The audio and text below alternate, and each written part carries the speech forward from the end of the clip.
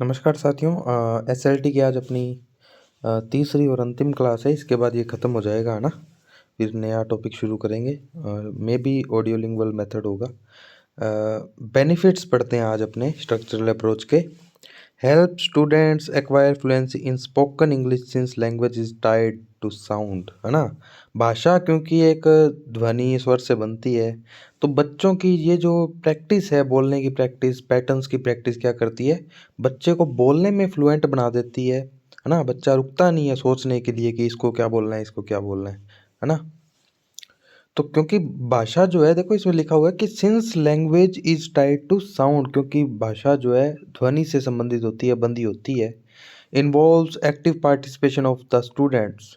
और ये जो स्ट्रक्चरल अप्रोच है, एसएलटी है, सिचुएशनल लैंग्वेज टीचिंग जो है, बच्चे को एक्टिव रखती है। बच्चा ड्रिल करता है, प्रैक्टिस करता है ना।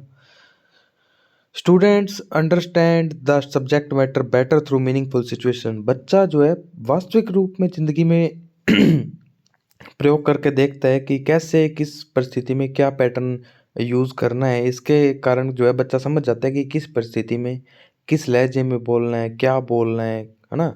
ये सब चीज़ें हैं। फिर है classroom situation.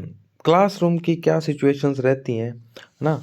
Outside classroom situations, है ना। Daily life situations emphasises use of active vocabulary.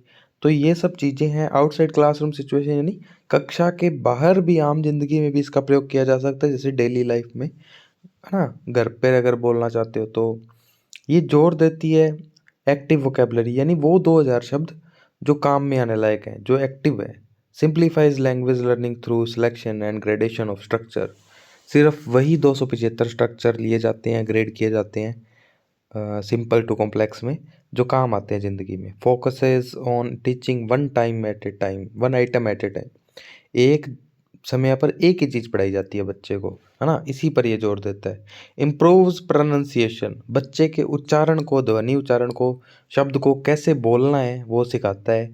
Errors are corrected immediately, बच्चा अगर गलत प्रैक्टिस करता है, ड्रिल करता है, तो उसको तुरंत किया जाता है। क्योंकि बच्चों अगर एक बार गलत बोलने की आदत निर्माण हो गई तो फिर वो ज़िंदगी भर वैसा ही रह जाएगा, इसलिए तुरंत सही करना बहुत ज़्यादा ज़रूरी हो जाता है। प्रमोट्स नेचुरल लर्निंग, बच्चा स्वाभाविक रूप से सीखता है। Through correct practice and habit formation, आदत निर्माण हो जाती है, सही सीखता है ना। लेकिन क्या है कि बच्चा एक मशीन की तरह काम करने लग जाता है, इसकी ये डीमेरिट भी है कि एक मशीन की तरह काम करता है आदमी फिर, है ना। कुछ लिमिटेशंस हैं इस अप्रोच की। Requires a lot of practice, बहुत ज़्यादा प्रैक्टिस की, अभ्यास की ज़रूरत होती है, विच मेक लर्निंग मैकेनिकल, जिससे बच्चा जो है एक यंत्र बन जाता है, एक मशीन बन जाता है। अभी मैंने पहले ही बता दिया आपको।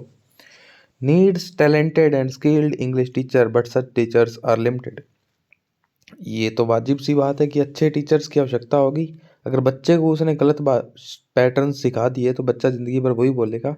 और बहुत ही अच्छे टीचर्स जो हैं बहुत ही कम हैं, आप ये बात जानते हैं कि इंग्लिश लैंग्वेज के अच्छे टीचर्स बहुत ही कम हैं, है ना। दुकानें खोल के तो अपने राजस्थान में भी फर्स्ट ग्रेड की, सेकंड ग्रेड की, रीट की बहुत जने बैठे हैं, है ना। बड़ी बड़ी बारी भरकम फीस है, लेकिन अच्छे टीचर्स जो हैं बहुत ही लिमिटेड हैं अपने राजस्थान में, है ना। तो जो बच्चों की मदद करना चाहते हैं या जिनको वास्तव में नॉलेज है, ना कि वो जो मैनिपुलेट करते हैं, है ना। तो आजकल तो क्या है कि ये मार्केटिंग है, सब कुछ, सब कुछ आपको यूट्यूब पर या बाकी जगह पर वही दिखाया जाता है जो वो दिखाना चाहते हैं। सब कुछ स्क्रिप्टेड होता है, ठीक है, ए टू जेड, ठीक है। तो ये सब चीज़ें हैं। खैर, अपने मुद्दे पर लौटते हैं। नीड्स टैलेंटेड, ये अपनों ने कर लिया। Difficult to apply in overcrowded classroom. अब क्या है कि क्लास में अगर बहुत ज़्यादा बच्चे होंगे तो एक एक पर ध्यान देना बहुत मुश्किल हो जाता है, तो लिमिटेड बच्चे होने चाहिए, है ना। ओवर क्राउडेड अपने तो अब जिसमें स्ट्रेंथ ज़्यादा है तो एक एक पे ध्यान नहीं जा सकता, है ना। तो ये एक लिमिटेशन है। Not all textbooks are prepared according to this approach. आजकल तो मतलब इस अप्रोच से टेक्स्ट बुक नहीं बनाई जाती, ठीक है। तो ये एक इसकी एक लिमिटेशन है, टेक्स्ट बुक्स ही अवेलेबल नहीं है, ठीक है। अब है की पॉइंट्स एडवांस लेवल, थोड़ी इंपॉर्टेंट बातें और कर लेते हैं, है ना। स्ट्रक्चर, हमारे अजय जी ने बहुत अच्छा काम किया है इस पे। Structure of a type typical SLT lesson. Structure कैसा होता है, लेसन कैसा होता है एसएलटी का, पिटमैन ने दिया था 1963 में। आप कहोगे सर बाकी चीज़ों में हमारे में फ़र्क क्या है? बहुत ज़्यादा गहराई में बता रखा है आपको।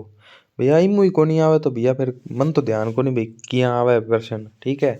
मैं तो थर्ड ग्रेड ही लाग गयो, सेकंड ही लाग गयो और ठीक है, तो मेरे को तो नहीं लगा भाई इनसे बार कभी जाता है। भाषा शब्द बदल दिए जाते हैं बच्चों, वो हर बार ही बदलेंगे, उसमें कोई भी आपको ये नहीं कहेगा कि यही लाइन आ जाएगी। 100% गारंटी कोई नहीं लेता। तो आप जो है समझे इस बात को। Lesson plan generally follows 5 main parts. 5 parts होते हैं, 5 भाग होते हैं एसएलटी अप्रोच में। प्रोनाउंसिएशन है ना, बच्चे को वर्ड स्ट्रेस सिखाया जाता है। इंटोनेशन है ना, कहाँ ज़्यादा तेज बोलना है, कहाँ धीरे बोलना है, स्ट्रेस जोर किस पर देना है बोलते वक्त, तो ये सब प्रैक्टिस करवाई जाती है। रिवीजन, बच्चे को रिवीजन करवाया जाता है। प्रीवियस मटेरियल जो उसने पहले पढ़ा उसका रिवीजन होता है ना। प्रिपेयर फॉर न्यू वर्क, और नए वर्क को भी इंट्रोड्यूस करवाया जाता है। फिर है प्रेजेंटेशन। आप कहोगे सर प्रश्न कहाँ से आएगा? प्रश्न ये शब्द याद रखना, क्रम याद रखना। Pronunciation, revision, presentation, oral practice, reading and writing. क्रम ध्यान रखना, मैं जोर दे के इस बात को कह रहा हूँ, ठीक है। जो भी इसका क्रम है, ये जो आपके सामने लिखा हुआ है, ये ध्यान रखना। अगर मेरे को लगता है हार्ड प्रश्न आएगा तो इससे आएगा, ठीक है। इसके अंदर से नहीं पूछेगा, ये तो आपको पता ही है। प्रेजेंटेशन, इंट्रोड्यूस न्यू स्ट्रक्चर और वोकेबलरी, नई बात सिखाना प्रेजेंटेशन। ओरल प्रैक्टिस है ना, बच्चे को वर्बली सिखाते हैं। Drilling and repetition of new structure, बच्चे को बार बार प्रैक्टिस करवाते हैं न्यू स्ट्रक्चर का मौखिक रूप से। फिर रीडिंग और राइटिंग की बारी आती है ना।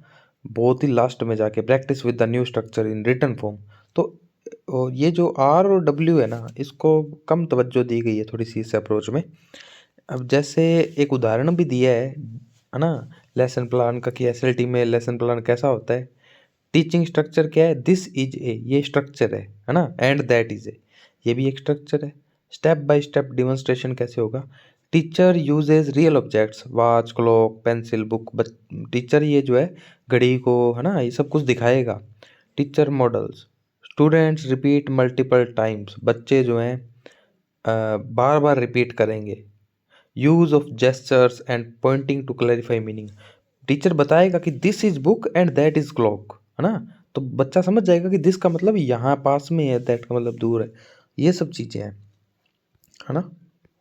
बाकी आप अच्छी बुद्धि के विद्यार्थी हैं, आप समझ पा रहे होंगे मैं क्या कहना चाह रहा हूँ। कंट्रोल्ड ड्रिल्स, बच्चों को नियंत्रण में रहते हुए ड्रिल करवाई जाती है। स्टूडेंट्स रिपीट आफ्टर टीचर और इंडिविजुअली।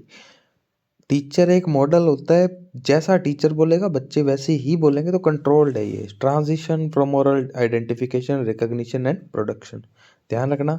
ट्रांजिशन कैसे होता है? पहले ओरल, पहले मौखिक रूप से बच्चा पहचानेगा, फिर है ना, फिर रिकॉग्निशन एंड प्रोडक्शन, फिर वो बोलेगा लास्ट में। एग्जाम्पल कैसे है? जैसे this is a watch, this is a watch बच्चे बोलेंगे, है ना। जैसे टीचर घड़ी को हाथ में लेकर बोलेगा दिस इज ए वॉच, बच्चे बोलेंगे this is a watch. Teacher बोलेगा बोर्ड की तरफ पॉइंट करते हुए दैट इज ए पेंसिल, है ना, बच्चे बोलेंगे that is a pencil. Learners then identify and name classroom objects on their own, बच्चे अब बार बार सीख जाएंगे भाई इसको दिस के साथ लगाना है, इसको दैट के साथ लगाना है। टीचिंग मटेरियल्स जो हैं क्या क्या होंगे? ऑब्जेक्ट्स हो सकते हैं, बुक्स, पेन्स, क्लॉक्स, कुछ भी। टीचिंग एड्स, है ना। Large objects placed in the front, smaller ones distributed to learner, अगर कोई बड़ी चीज़ें हैं तो उसको सामने रख देंगे बच्चों के, छोटी छोटी हैं तो बांट देंगे। एनकरेजेस सिचुएशनल प्रैक्टिस, बच्चों को वास्तविक परिस्थितियों में सिखाया जाता है। And direct association with meaning, बच्चों को अनुवाद नहीं करवाया जाता जीटी मेथड की तरह, है ना। बच्चों को सिचुएशन दी जाती है कि देखो बच्चों इसको कैसे बोलोगे, है ना। क्वेश्चन आंसर्स हो सकते हैं, कुछ भी हो सकता है। सिलेबस क्या होता है, क्या क्लैरिफिकेशन है सिलेबस का? SLT syllabus is not equal a situational syllabus, है ना। ये एक situational syllabus, list of situations and language items. SLT का देखो नाम में ही पता चल रहा है सिचुएशनल लैंग्वेज टीचिंग, तो सिचुएशनल सिलेबस होगा, वास्तविक सी बात है। लिस्ट ऑफ सिचुएशन, परिस्थितियाँ पहले से ही तय होंगी। लैंग्वेज आइटम भी क्या क्या यूज़ करना है वो भी तय होगा, इसी को सिचुएशनल सिलेबस बोल देते हैं। और ऐसे नहीं है कि कोई नई सिचुएशन आ जाएगी, तो लगभग वो 275 जो स्ट्रक्चर हैं उसमें वो आ ही जाते हैं 2000 शब्दों में, ठीक है। तो बच्चा मुख्य रूप से तो भाषा सीख ही जाता है। Instead situation, method of presenting and practising sentence pattern, situation की बजाय, है ना, सिचुएशन क्या है? Method of presenting and practising sentence pattern, बच्चे को सेंटेंस पैटर्न सिखाए जाते हैं। इस स्थिति में पेंसिल पास है तो दिस बोलना है, पेंसिल दूर है तो दैट बोलना है। सिचुएशन क्या क्या हो सकती है, सिचुएशन की परिभाषा आप नहीं समझ रही हैं। सिचुएशन जो है उसका मतलब है कि बच्चे को एक परिस्थिति दे देना कि सपोज करो, या फिर हो सकता है वास्तविक परिस्थिति भी हो, लेकिन आप सिर्फ उस वास्तविक परिस्थिति को ही सिचुएशन मत मानो। यहाँ पर पैटर्न ही सिचुएशन है, ठीक है। इसमें पिक्चर्स भी आ सकती है, रेलिया भी आ सकता है, एक्शन भी आ सकता है ना, करके भी दिखा सकते हैं। Drills to make meaning clear, ताकि बच्चा अच्छे से समझ जाए। Types of learning and teaching activities, क्या क्या करवाया जाता है। सिचुएशनल अप्रोच में जो है सिचुएशंस होती हैं और ड्रिल होती है, प्रैक्टिस होती है। Situations use to teach new material so meaning is clear without translation. बच्चे को पहले स्थिति दिखा देते हैं कि this is a watch, that is a watch. बच्चा अपने आप ही सीख जाता है, बच्चे को बताने की जरूरत नहीं है यह घड़ी है वो घड़ी है ना। बच्चे को जब पास में होगी घड़ी तो बोलेंगे दिस इज ए वॉच, दूर होगी तो दैट इज ए वॉच। बच्चा अपने आप इसको संज्ञान में ले लेगा। पिटमैन क्या बोलता है एसएलटी के बारे में, vocabulary and structures can be placed in clear situation. कि वोकेबलरी जो शब्द हैं, जो स्ट्रक्चर्स हैं, वो सिचुएशंस में रखे जा सकते हैं, अप्लाई किए जा सकते हैं। Learner should not doubt meaning of what is heard. बच्चे को ये नहीं देखना है कि यार ये गलत तो नहीं बोल रहे कहीं, बच्चे को किसी प्रकार का संदेह नहीं होना चाहिए, ठीक है। प्रैक्टिकल डिमॉन्स्ट्रेशन ऑफ मीनिंग, जो बोल रहे हो वो दिखाना भी है बच्चे को। Use of objects, picture, action, mime and gesture, बच्चे को तस्वीरों से, वस्तुओं से सब कुछ करके दिखाना है, बॉडी लैंग्वेज से। Avoids grammar explanation and translation, grammar explanation, translation, इन सब चीज़ों को इग्नोर करता है। ये सब पिटमैन की बातें हैं, ध्यान रखना। Model sentences tied to a single situation, है ना। एक सिचुएशन में एक नमूना पैटर्न दे देते हैं, वो बहुत सारे से जुड़ा हुआ होता है वो पैटर्न, है ना। इसमें लिखा है कि model sentences tied to a single situation, एक सिचुएशन के भी बहुत सारे मॉडल सेंटेंसेस हो सकते हैं कि इस परिस्थिति में इसको ऐसे भी बोल सकते हो, इसको ऐसे भी बोल सकते हो। कैसे कैसे प्रैक्टिस की जाती हैं, टेक्निक्स क्या क्या है। मेन टेक्निक्स कौन कौन सी हैं। गाइडेड रिपीटिशन, बच्चे को गाइडेड यानी बच्चा बच्चे को गाइड किया जाएगा। सब्स्टिट्यूशन एक्टिविटीज़, एक दूसरे का रोल प्ले करवाया जा सकता है। कोरस रिपीटेशन, बच्चे को समूह में जो है बुलवाया जा सकता है। डिक्टेशन, शब्द पढ़वाए जा सकते हैं। ड्रिल्स, प्रैक्टिस करवाई जा सकती है पैटर्न्स की। Controlled oral based reading and writing, बच्चे को नियंत्रण में रखते हुए उससे रीडिंग और राइटिंग करवाई जा सकती है, लिखवाया जा सकता है। तो ये सब चीज़ें हैं, ठीक है। अदर ओरल प्रैक्टिस टेक्निक्स कौन कौन सी हैं। पेयर प्रैक्टिस, समूह बना सकते हैं, जोड़े बना सकते हैं, ग्रुप वर्क दे सकते हैं, ये सब चीज़ें हैं। लर्नर का क्या रोल है, बच्चे का क्या रोल है इसमें। शुरू शुरू में क्या होता है, अर्ली स्टेजेस में learners must listen and repeat what teacher से, बच्चे को सिर्फ सुनना है और वही करना है जो टीचर कह रहा है। Respond to question and commands, बच्चे को प्रश्नों का और आदेशों का रिस्पॉन्ड करना है। No control over learning content, है ना। बच्चे का कोई कंट्रोल नहीं होना चाहिए लर्निंग जो सीख रहा है उस पर, ठीक है। उसको तो सिर्फ जो उससे करवाया जा रहा है उसका जवाब देना है। रिस्क्स, है ना। फॉल्टी ग्रामर, इसके रिस्क क्या है कि बच्चा गलत ग्रामर का प्रयोग कर सकता है, फॉरगेटिंग हो सकता है, भूल जाए। रॉन्ग प्रोनाउंसिएशन, गलत बोल दे। धीरे रिस्पॉन्स करे, उससे जो पूछा जा रहा है धीरे बोले, ये इसकी रिस्क है, ठीक है। Incorrect habit must be avoided at all cost, Pitman की ये परिभाषा याद रखना। और ये बात जरूर याद रखना कि incorrect habit must be avoided at all cost, ये पिटमैन ने एसएलटी के बारे में 1963 में दिया है। मेरे को लगता है कि ये लाइन इंपॉर्टेंट है। Later stages learner expected to be more active, बाद में क्या होता है कि अब बच्चे को जब अभ्यास करवा देते हैं तो बच्चे से उम्मीद की जाती है कि वो अब थोड़ा एक्टिव होए, बातें करे। इनिशिएटिंग रिस्पॉन्सेज, वो प्रश्न पूछे या रिस्पॉन्स दे, बहुत जल्दी दे। आस्किंग क्वेश्चन, वो प्रश्न पूछे। पार्टिसिपेटिंग इन एक्टिविटीज़, जो क्रियाएं हैं उनमें भाग लेवे, है ना, रोल प्ले करे, ये सब बातें डिस्कशन करे। तो ये थी अपनी एसएलटी अप्रोच। इसके बाद में ये क्वेश्चन शुरू हो जाते हैं, ये क्वेश्चन मैं करवा दूंगा अगर टाइम मिला तो। बाकी टाइम बहुत कम है, होप सो आपका तैयारी बढ़िया चल रही होगी। और इसके बाद जो है अपने करेंगे, मैं आपको अभी बता देता हूँ, है ना, पहले ही बताना ठीक रहता है। एक सेकेंड, ऑडियो, इसके बाद करेंगे अपने ऑडियो लिंगुअल मेथड। जितना जल्दी पॉसिबल हो सकेगा मैं करवा दूंगा, आप टेंशन मत लेना। और जो भी है क्लासेस जो भी हैं फ्री हैं हमारी तरफ से। एक्चुअली में क्या है कि डिजिटल बोर्ड है बट मेरे पास कैमरा नहीं है, मोबाइल भी इतना अच्छा कैमरा वाला नहीं है, नहीं तो मैं आपको डिजिटल बोर्ड पे पढ़ा देता। होप सो जल्दी ये सॉल्यूशन भी हो जाएगा कैमरे का। थोड़ा सा कॉस्टली है बट कैसे ना कैसे उसको मैनेज करेंगे। कैमरा जो है आ जाए तो रिकॉर्डिंग होनी शुरू हो जाए, है ना। आपको शायद अच्छा ना भी लग रहा हो ये स्क्रीन रिकॉर्डिंग से पढ़ना, बट ठीक है अगर आप कंटेंट बेस जो है लर्निंग चाहते हैं तो होप सो, क्योंकि मेरे को भी ऐसे ही पढ़ना अच्छा लगता है वास्तव में तो, और डिजिटल बोर्ड में भी पढ़ना बहुत अच्छा लगता है। ये थोड़ा सा ऐसे है कि बस ठीक है चलो, कंटेंट तो है ही, अपने नोट्स तो बना ही सकते हैं। बाकी आप मेरी बात को अगर समझ भी नहीं पा रहे हैं तो कोई बात नहीं, मैं तो शायद मेरे को समझाना नहीं भी आता होगा, बट जो लिखा हुआ है वो ए टू जेड करेक्ट है, उसमें कहीं किंतु परंतु नहीं है। पेपर में लाइंस आएंगी, मैं आपको बार बार बोल रहा हूँ, और मैं आपको फिर स्क्रीनशॉट दिखाऊंगा, फिर आप कहेंगे कि सर ये तो आप कह रहे हो हमारे से आया, हमारे से आया, है ना। आता सभी से है बट अपने पढ़ते नहीं है, मेन बात ये है।